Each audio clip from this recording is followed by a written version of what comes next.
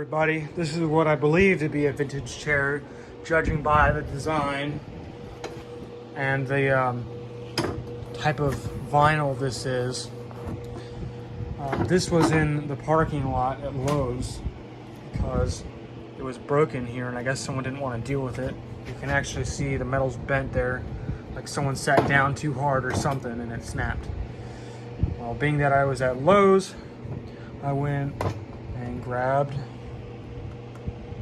some parts to fix it. So I'll see if I can do that. So what I've got is this 1-inch lag bolt and this nylon fastener here, this bushing, whatever you want to call it.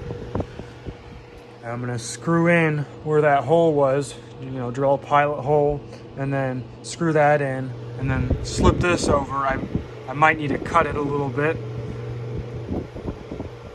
And yeah, that's the plan.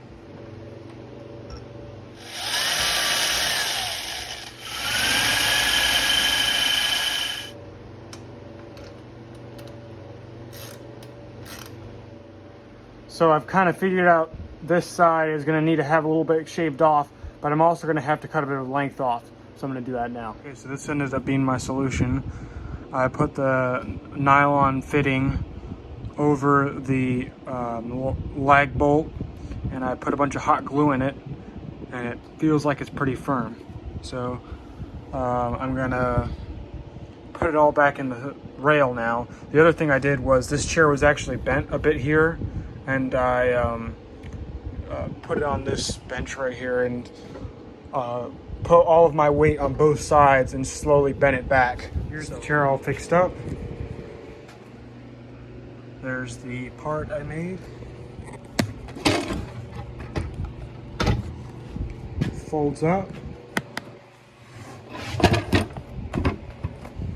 and out, and I can sit on it.